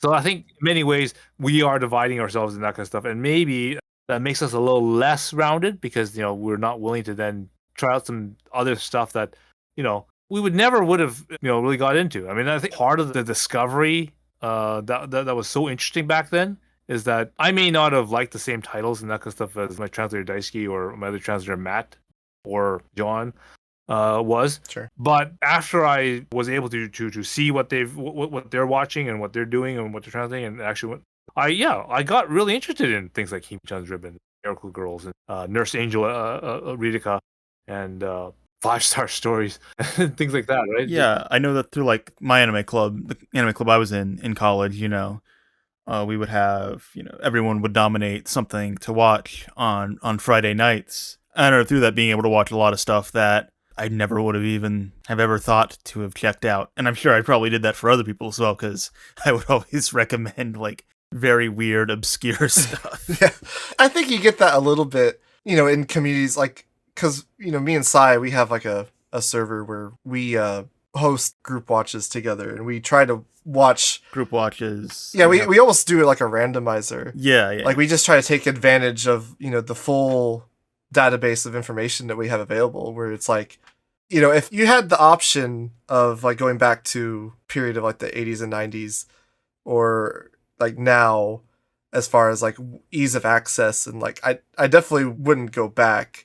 But I do think it is a shame that so many people don't really take advantage of the amount of tools and information things that are available, resources that are out there. Yeah, all these things that are available to them now that you wouldn't have had 20, 30, 40 years ago. Like as you said, they will just watch a show, and that's pretty common. I remember doing that when I was younger, even before the internet. Like you would just kind of get so invested in this one long show that would consume a lot of your time that you would spend watching other stuff. But I think since we have these like fragmented communities where you have like a community purely based around like Attack on Titan or purely based on My Hero Academia, like you'd never really necessarily have much of a inclination to branch out from that, because you can just kind of indulge in that fandom, and people are always constantly making new stuff and always constantly kind of talking about it, because there's always somebody new coming and talking about the show, and they might bring a new perspective on the show, which all that in itself like is great. But personally, I've always found it as a shame that people aren't using that to kind of branch out and explore and just consume all that they have kind of available to them, and just finding their own taste in a way. You might have your own preferences within that show, but a lot of people aren't necessarily finding like their voice as far as like what they like to consume, because they're just so pigeonholed into what's kind of popular and what they can kind of talk about. And yeah, I just kind of think that's a shame. Yeah, maybe when technology gets a little bit better, and maybe when AI starts kicking in, they'll actually have some way to access the anime database and sort of your preferences and your likes and that kind of stuff. Maybe you give it a few anime titles or whatever, and then it would automatically use AI and kind of. Yeah. Oh, if you like this, then you should watch this, and this. And kind of have that now, but it's not particularly sophisticated. Yeah, it's not refined yet. And if you typed in whatever this that maybe it does searches on character designers, and this is actually a sequel to this or that, or a prequel, or yeah in the same universe as or whatever. Then they kind of cross-link them somehow, and then they come up with things that say, hey, you should check out all these titles or whatever. Yeah. I think that's something that's sort of missing, because if I was, like for example, like I look at my son all the time, and I don't want to really press any anime titles on him. I want him to kind of find and look and see what anime that he wants to watch naturally on his own. Mm-hmm. But I seem to see that there's so much out there that he doesn't know what to pick without actually sitting there and going, oh, this anime is about this thing, blah blah blah. It's like, okay, that doesn't sound interesting. Let me go to this one. It can be kind of overwhelming, especially if you're unfamiliar with it. Yeah, and yeah, literally, we've got like now probably a good database of like almost 40 years of anime Yeah. that you could easily pick. A whole bunch of titles that even to modern day standards are still amazing animes to watch. Yeah. But no one will know to go to watch things like Macross Plus or Rolls Wings of Anime's Rolls Waste Force, or heck, even for that matter, Akira. Right? They wouldn't know to go back there until someone else told them, "Hey, this there's an anime called Akira. You should check it out." Mumi and I often get a little laugh when someone says a movie like Akira is like a hidden gem, and we're just like, it is. It's the thing that inspired The Matrix, Ghost in the Shell, a hidden gem. Yeah. I guess it's kind of in line with another question I have. Back in the 80s or 90s, like how prevalent was the knowledge of like older series? Like obviously in the anime boom, you would have companies that are kind of going back and picking up like older OVAs like from the 80s. But, a lot of like the 70s series weren't necessarily getting picked up. How prevalent was like the knowledge of like something like a Rose of Versailles or like a Future Boy Conan or even like an Anna of Green Gables? Like how aware were people at the time of shows like those back, even 10 years after they had released, 10, 20, 15 years after they released? I think that's again technology again, because you got to realize that so these shows like even something like Gundam, like the very very first series of Gundam, 78, right? The problem with that is that the TV station would run that show, and they would probably not rerun it like ever, Sure. until they release it onto a videotape or onto like and later on release on Laserdisc, right? So the people who were able to make a videotape or VHS recording of it at that time would be the only people out there that would actually have a copy to show other people with. And again, we're at an era where if you were going to watch an anime or to show an anime to someone, you would actually have to have a physical copy of it on a tape, and then you'd have to make a physical copy of that tape to give it to another person saying, "Hey, here's a tape of Gundam. It's pretty cool. Check it out. Watch it." Right? Yeah. But the problem is that back in, if you think 78, very few people had a VCR. Right. Okay. Yeah. Very few people even had a Betamax at that time, right? Because it's just cutting edge at that time, right? Sure. No one wants to spend $1,000 on a VCR. So the number of copies of something like that is very, very limited. So therefore, the number of people who would have had it or watched it or know about it would be very limited. Even if you saw it in an Animedia magazine or a New Type or one of these Japanese magazines, well, great. So now you would know about a show called Gundam, but how do I watch it? You couldn't get a tape of it, right? Yeah, unless someone like a video rental store or something like bought the VHS tape of some random episodes of it or whatever, you would never be able to get a copy of it, and you would never be able to see it. You wouldn't be able to distribute it.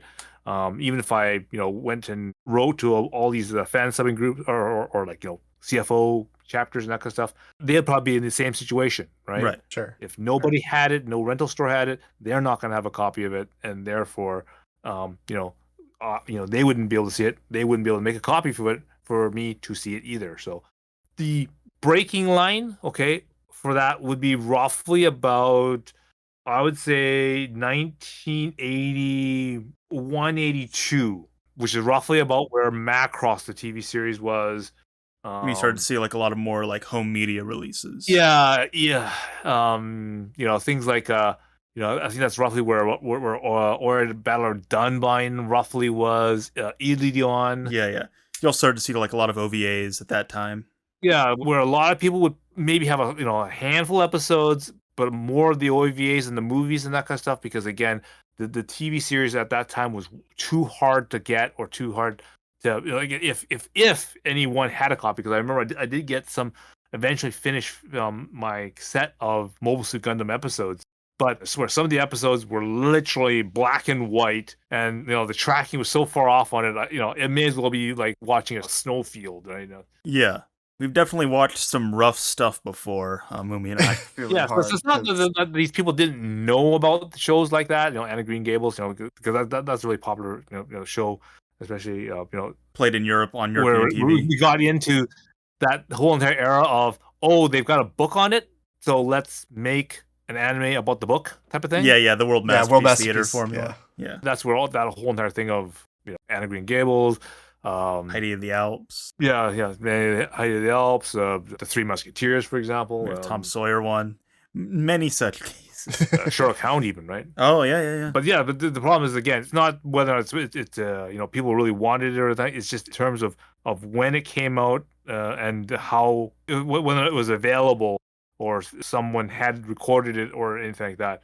Yeah, so it was really a media thing at that time. Right. Yeah, and I imagine something like Gundam would have been like particularly hard because obviously Gundam's pretty infamous for not having done so well as far as like ratings and stuff like that. So yeah. I imagine they probably didn't have a whole lot of VHS tapes just floating around until, and they might have came out a little bit once the movies and model kits kind of hit and made it a little bit more popular. Yeah. Which I guess, on the subject of TV rips, do you still own any TV rips? Or is that something that you would have just kind of done away with? Or how many like original like TV rips do you think might even be out there?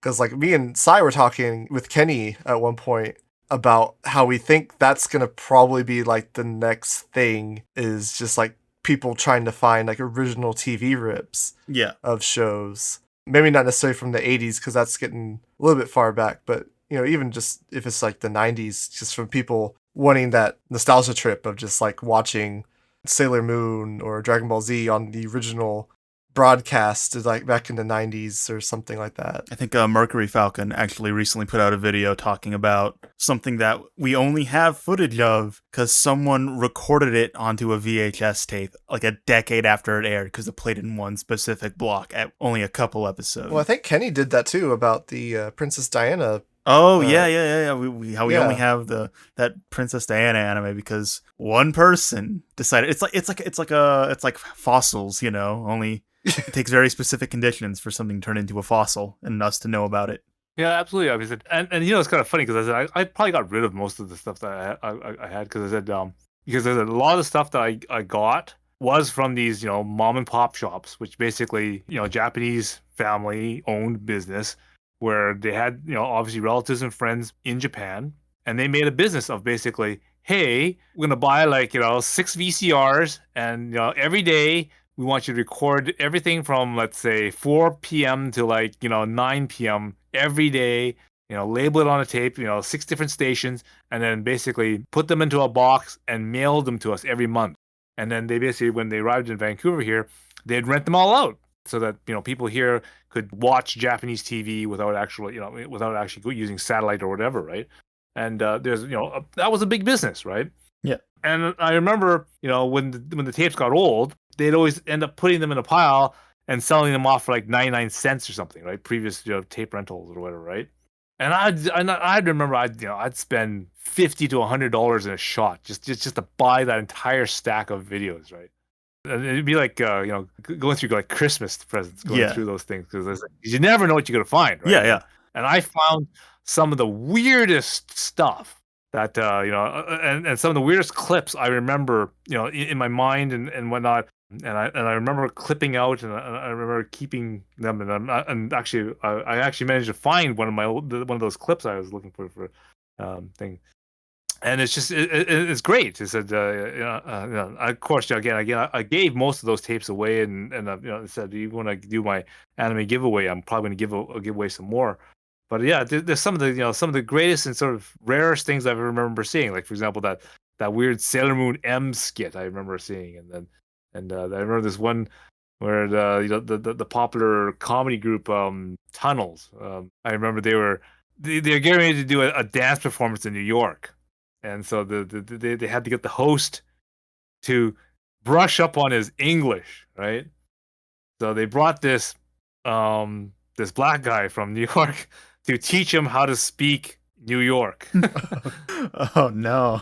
So it's like okay, so it's like we'll teach you an introduction line. Okay, what's the introduction line? What's up? What's up, yo? And then you have the translator have to explain them. Oh, what? Does this, and you have yo, and it's like okay, yeah. So just little funny things like that. I remember one of the ones I just found again was there's a special on the 30 years of animation. Hmm. Goes over the last 30 years of animation as of like 1990, I think it was. Okay. Wow. For the TV station. But it's hosted by the guy who plays City Hunter, Akira Toriyama.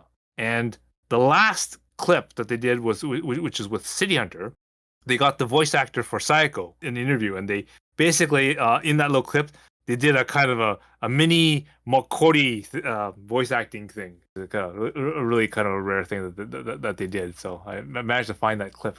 But yeah, it's just little snippets like that. Yes, you're right. You can only be found literally, when you just leave the VCR recording and it just happens to like show up on all these things. Yeah.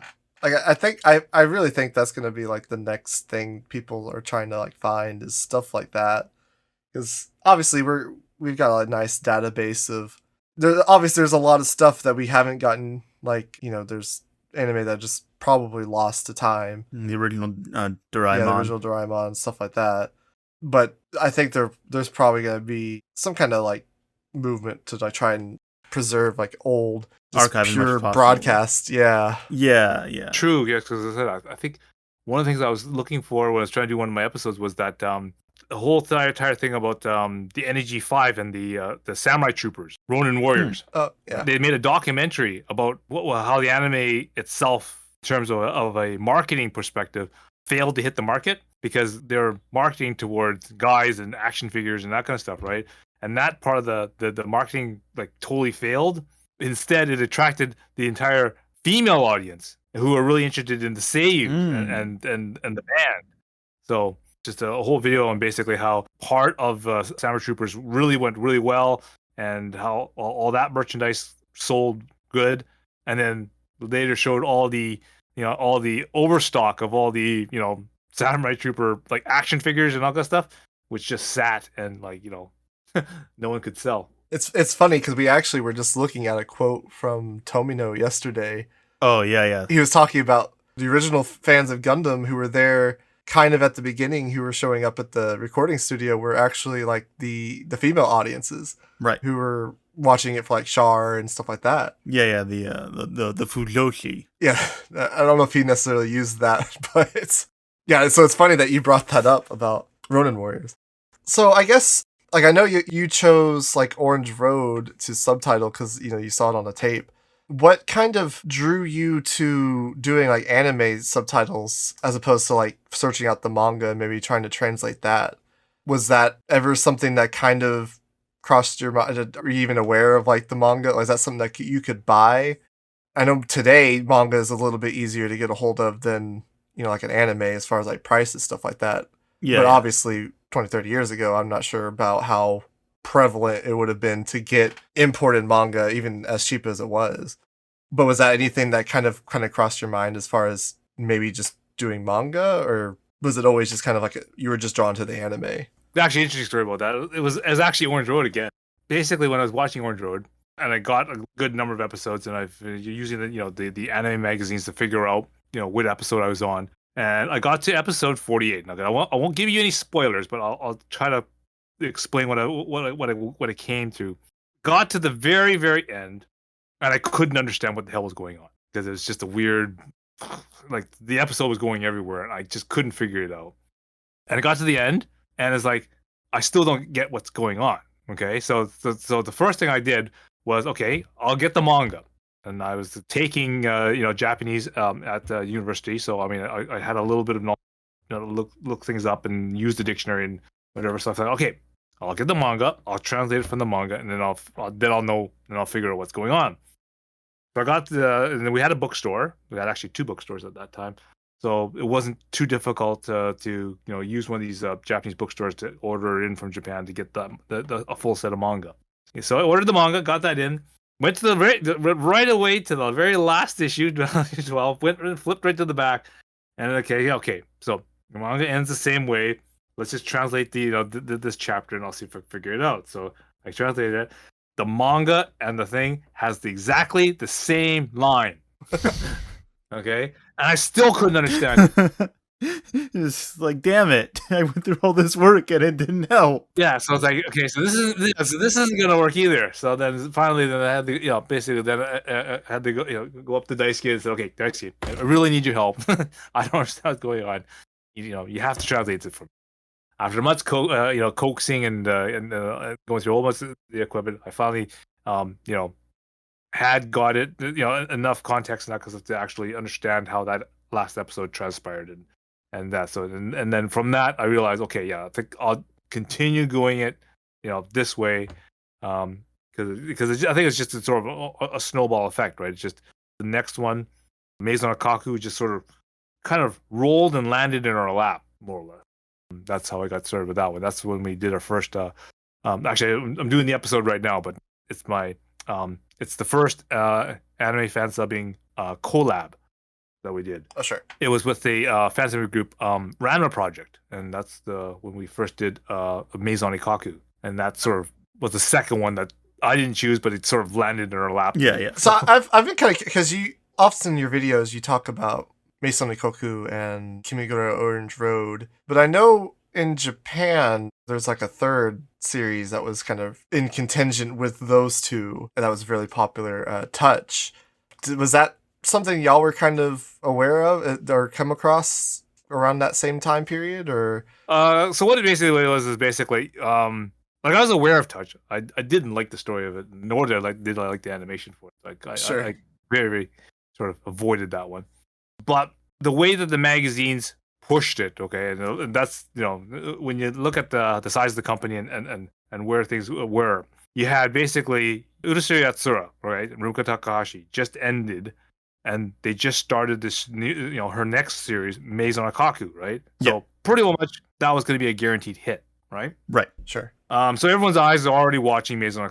After a year of Maison Ikkoku sort of started, they threw out Orange Road. Okay. Now I would have never found Orange Road if I followed the magazines. Okay. I basically, because the Orange Road was basically always buried in the back of the magazine because it was never featured in U-Type because it's not a movie, or they never got to the OVAs, so it wouldn't have shown up in Anime V magazine. So it only ever would have been in Animedia magazine, which just focuses on TV series.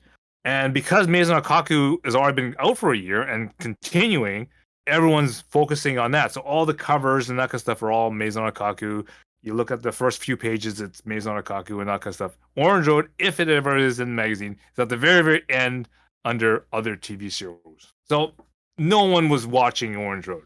And Touch is much the same way, okay? Again, not as big as a company as Viz Media or whatever you want to call it, or Kodansha. Obviously not as big as a name like Rumiko Takahashi, because she just released a very popular Urusei Yatsura episode, series.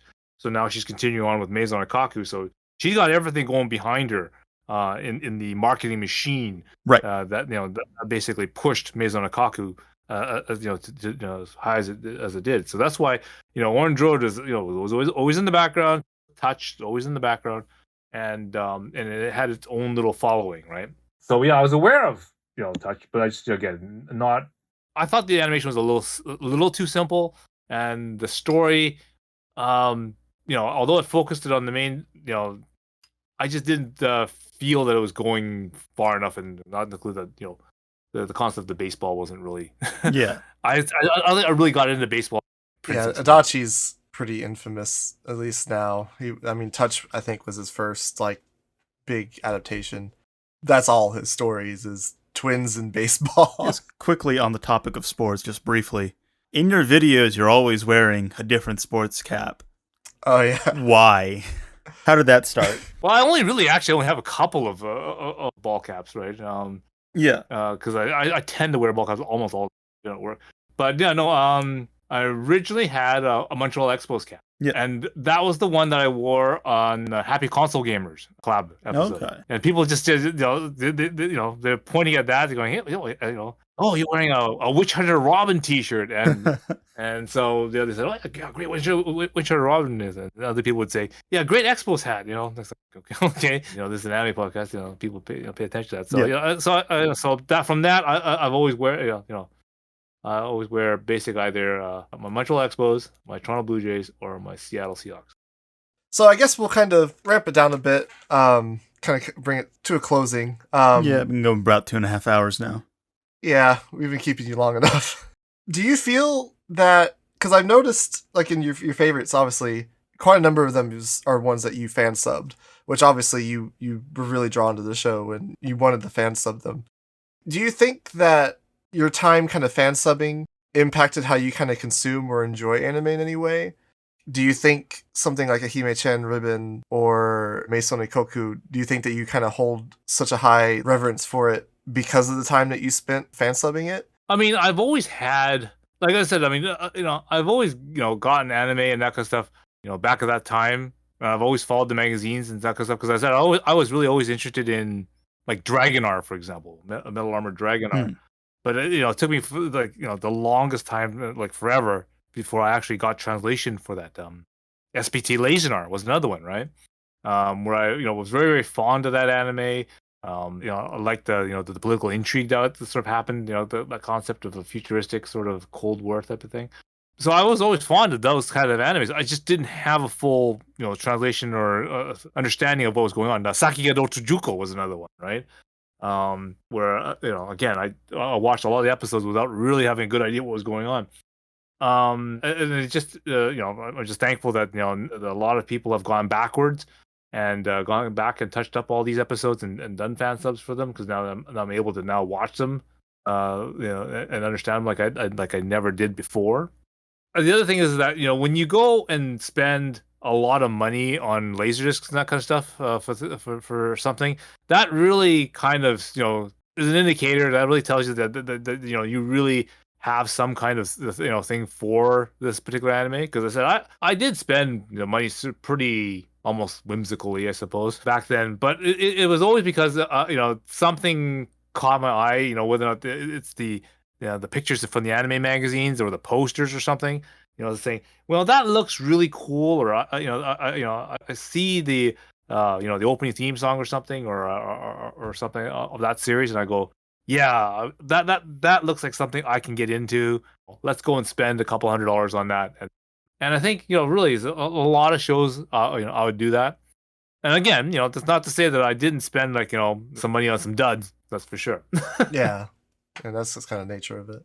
But do you feel like that time kind of spent working on it, do you think that kind of enhanced your enjoyment of it at all? Well, yeah, definitely. I think a lot of what I worked on, especially in the early times, and then sort of past the gap of the stuff that sort of was sort of I guess that the entire period of magical girl shows, which were titles that weren't of my picking, but they became interesting to me. Sure. Okay, like your Hime-chan's Ribbon, your Miracle Girls, Red Ring and Cha-Cha, for example. Then again, back to those episodes that again, getting back to the fan subbing, the ones that I wanted to learn and know about.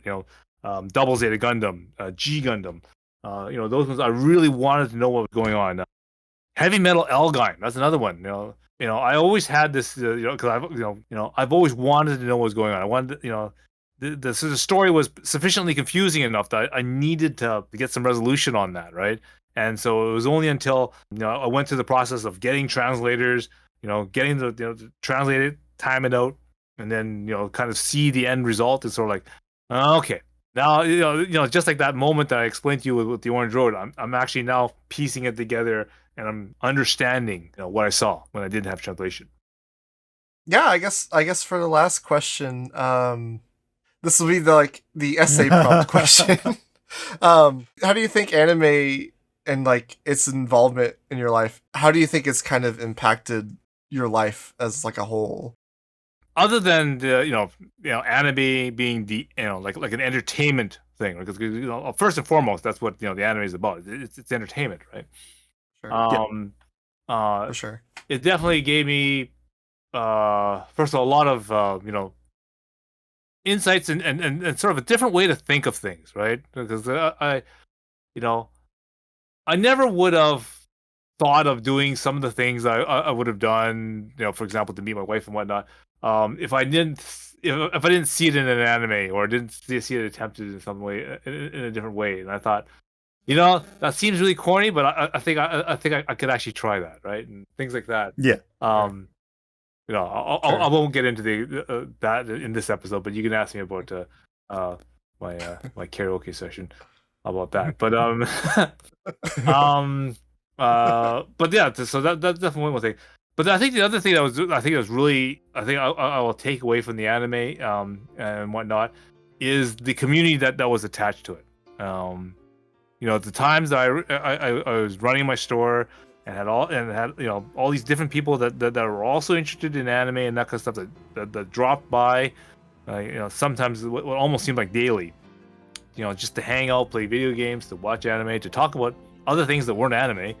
I think that that community was it was absolutely invaluable because I learned so much more about other the human condition and just how to be more personable, to be more rounded, I guess.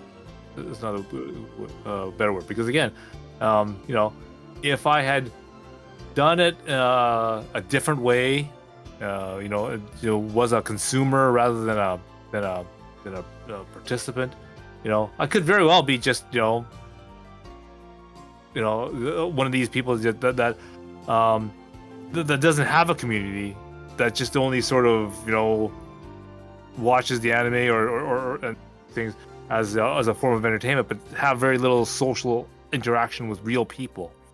And so I think that may be one of the things I probably would have lacked if I did it any other different way. Yeah, I definitely empathize with that.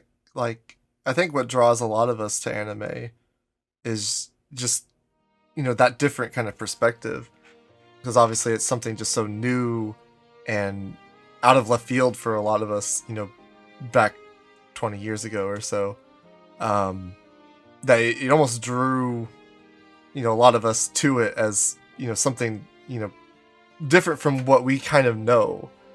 Obviously you have a lot of like Eastern sensibilities in anime that kind of translate to something that we don't really can counter in our everyday life.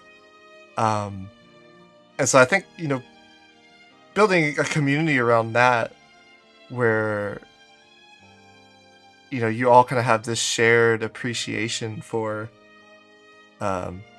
this medium of storytelling that's just so different from what you kind of are used to in your everyday life, and like the level of dedication and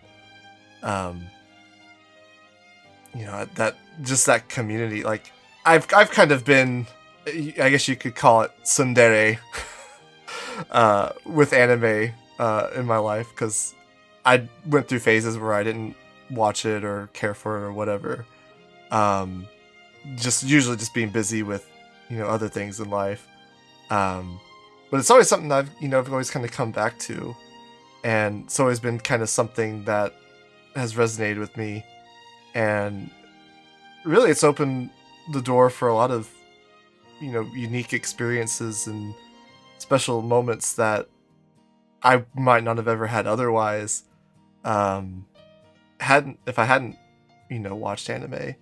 So yeah, I think it's a very... I like the cute girls.